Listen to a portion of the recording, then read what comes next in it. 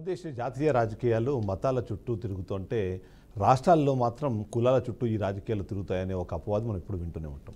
అందులో ముఖ్యంగా ఆంధ్రప్రదేశ్ రాష్ట్రానికి సంబంధించి చూసినప్పుడు రెండు బలమైన పార్టీలు అక్కడ కనిపిస్తుంటే ఇప్పుడు అవి రెండు ఒక కూటమి మరొక పార్టీగా మారే నేపథ్యం మనకు కనిపిస్తుంది.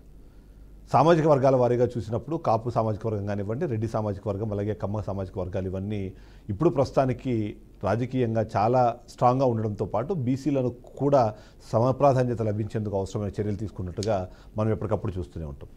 ఓవరాల్గా చూస్తే మాత్రం వైఎస్ జగన్మోహన్ రెడ్డి అధికారాన్ని కోల్పోయిన తర్వాత ప్రతిపక్షంలోకి వచ్చిన తర్వాత నిన్న ఒక కార్యక్రమానికి వెళ్ళారు. అందులోనూ పల్నాడుకు సంబంధించిన ఆ కార్యక్రమానికి వెళ్ళిన నేపథ్యంలో అక్కడ చేసిన వ్యాఖ్యలు ఒక రకంగా ఆలోచింపజేస్తున్నాయి. మరోవైపు చూస్తే ఆశ్చర్యానికి కూడా గురి చేస్తుంది. ఎందుకంటే ఆయన చేసిన వ్యాఖ్యల్లో కీలకమైన అంశాన్ని మనం చూసినప్పుడు అతను అధికారంలో ఉన్నప్పుడు, వైఎస్ జగన్మోహన్ రెడ్డి అధికారంలో ఉన్నప్పుడు ఏదైతే కమ్మ సామాజిక వర్గం పైన కక్ష కట్టినట్టుగా వ్యవహరించారు అనే అపవాదం మూట కట్టుకున్న నేపథ్యంలో నిన్న చేసిన కమెంట్స్ మాత్రం పూర్తి స్థాయిలో కమ్మ వాళ్ళకు అన్యాయం జరుగుతోంది, కమ్మ సామాజిక వర్గానికి సంబంధించి వైసీపీలో ఉన్న వాళ్లను అదే పనిగా టార్గెట్ చేసి మరీ టీడీపీ వాళ్ళ ఇబ్బందులు పెడుతుంది, చంద్రబాబు నాయుడు ఆ విధంగా వెళ్తున్నారనే విధంగా ఆయన చేసిన వ్యాఖ్యలు ఇంట్రెస్ట్ అయితే క్రియేట్ చేశాయి. ఓవరాల్గా చూస్తే నిన్న జగన్మోహన్ రెడ్డి చేసిన వ్యాఖ్యలు, అందులో కమ్మ సామాజిక వర్గానికి సంబంధించిన మార్పుల నేపథ్యంలో కమ్మని మార్పు ఎటువైపు దారితీస్తోంది, ఇదే పాయింట్ పని వాళ్ళ మన పాయింట్ డీకోడెడ్ ఉంటుంది.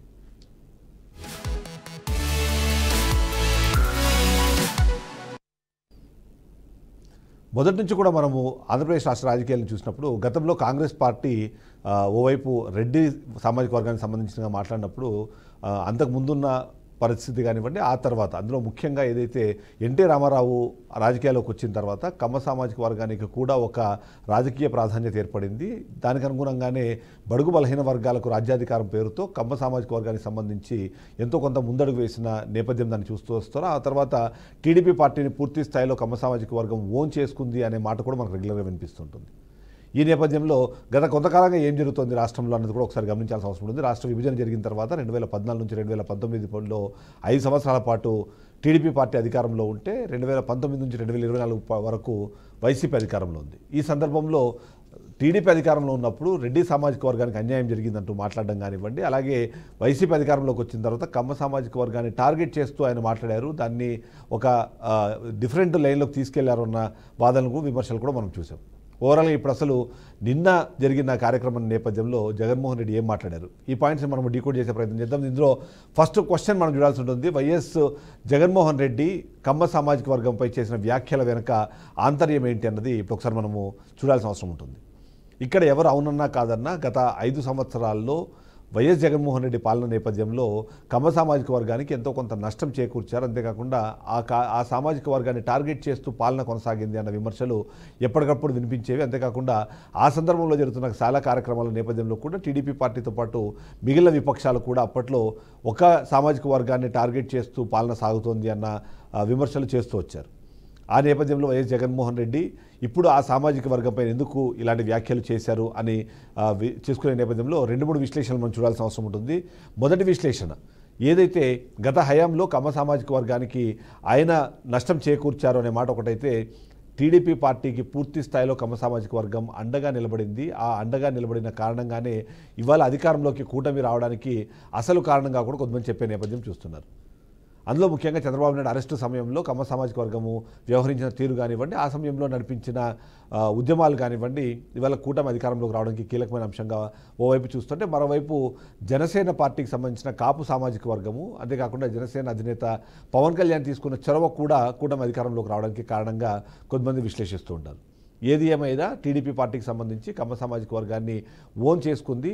ఆ నేపథ్యంలో ఇప్పుడు అధికారంలోకి వచ్చిన తర్వాత, చంద్రబాబు నాయుడు అధికారంలోకి వచ్చిన తర్వాత కమ్మ సామాజిక వర్గాన్ని పెద్దగా పట్టించుకోవట్లేదు అంటూ వాళ్ళ అసంతృప్తితో ఉన్నట్టుగా కొద్దిమంది వాళ్ళ భావాన్ని వ్యక్తం చేస్తున్న నేపథ్యంలో కూడా ఇప్పుడు ఏదైతే మనం చూస్తున్నామో వైఎస్ జగన్మోహన్ రెడ్డి పార్టీ వైఎస్ఆర్సీపీలో ఉన్న కమ్మ సామాజిక వర్గానికి సంబంధించిన కొద్దిమందిని టార్గెట్ చేస్తూ ఇప్పుడు పాలన కొనసాగుతోంది. కాబట్టి వాళ్ళ పేర్లు చూపడం ద్వారా వాళ్ళని ఎవరైతే ఉన్నారో ఆ వ్యక్తులకు సంబంధించిన డిస్కషన్ చేసే నేపథ్యంలో కమ్మ సామాజిక వర్గాన్ని తన వైపు తిప్పుకునేందుకు ఏమైనా ప్రయత్నం జరుగుతుందన్న అనుమానం చాలామందిలో కనిపిస్తుంది.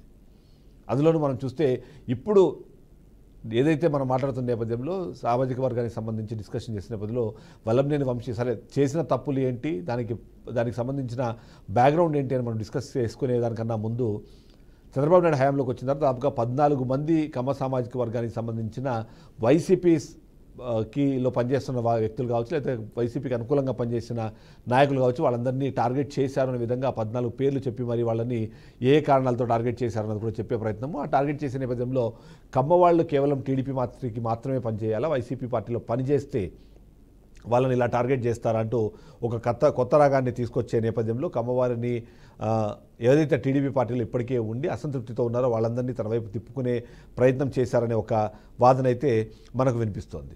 ఈ నేపథ్యంలో మరొక ప్రశ్న ఇక్కడ ఉత్పన్నమవుతోంది. జగన్ హయాంలో నిజంగానే కమ్మ సామాజిక వర్గానికి ఏదైనా ప్రాధాన్యత దక్కిందా, దక్కితే ఎలాంటి ప్రాధాన్యత దక్కింది అన్న విషయాన్ని కూడా డిస్కస్ చేసే నేపథ్యంలో 2019 నుంచి 2024 సమయంలో జగన్ హయాంలో కమ్మవారిని టార్గెట్ చేసి మరి ఆయన పాలన కొనసాగించారు అన్నది ముఖ్యంగా మనకు వినిపించిన ఒక అపవాదు.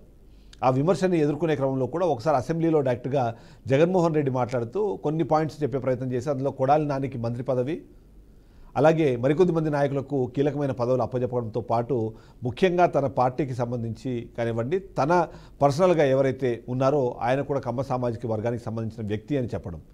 తలశీల రఘురాం కమ్మ సామాజిక వర్గానికి సంబంధించిన వ్యక్తి, ఆయన చెప్పినట్టుగా నేను నడుచుకునేలాగా నా మొత్తం షెడ్యూల్ మొత్తం ఆయనే చూస్తారు అంటూ చెప్పడం, ఆయన తర్వాత ఆయనకి ఎమ్మెల్సీ పదవి ఇచ్చిన నేపథ్యం కూడా మనం చూసాం.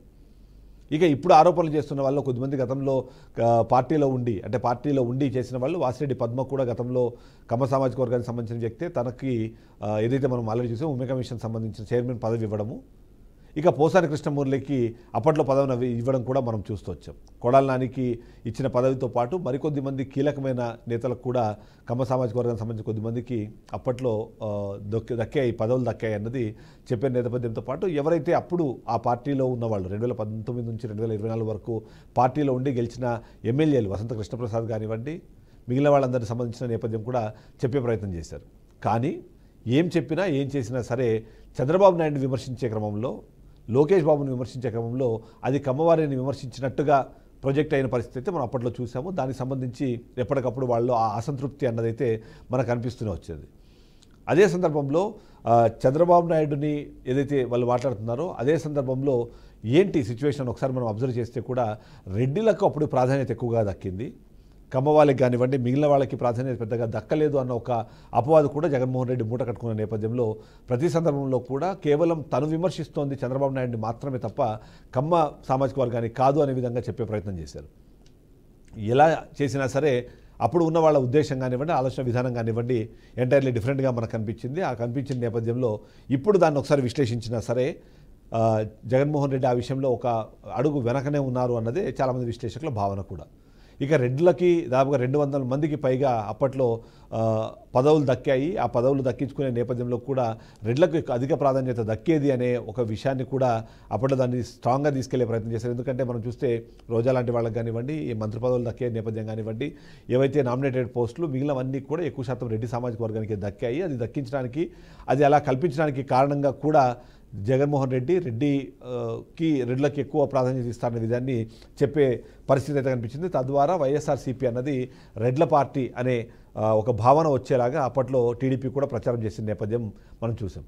ఇక థర్డ్ పాయింట్ చూడాలి, కమ్మవారు అంటే టీడీపీ అనే భావన రావడానికి కారణం ఏంటి అని ముఖ్యంగా మనం చూసినప్పుడు, అంటే ఇది దాదాపుగా ఒక 4 దశాబ్దాల వెనక్కి వెళ్ళి మనం చూడాల్సిన అవసరం ఉంటుంది.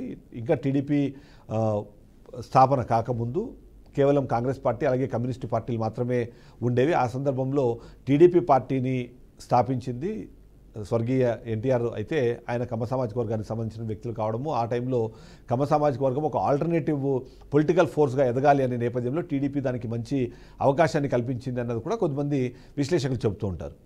దానికి తోడు ఓవైపు అప్పుడు ఉన్న కాంగ్రెస్ పార్టీ కేవలం రెడ్డిల పార్టీగాను, రెడ్లకు సంబంధించిన వాళ్ళకి ఎక్కువ ప్రాతినిధ్యం దక్కేది అనే విధంగా విశ్లేషణ వినిపించే నేపథ్యంలో టీడీపీకి అక్కడ ఒక పెద్ద స్కోప్ కనిపించింది. అందులో భాగంగానే కమ్మవారికి ఎక్కువ అవకాశాలు దక్కాయి అన్నది కూడా ఒక రకంగా మనకు ఆ విశ్లేషణ వినిపిస్తూ ఉంటుంది.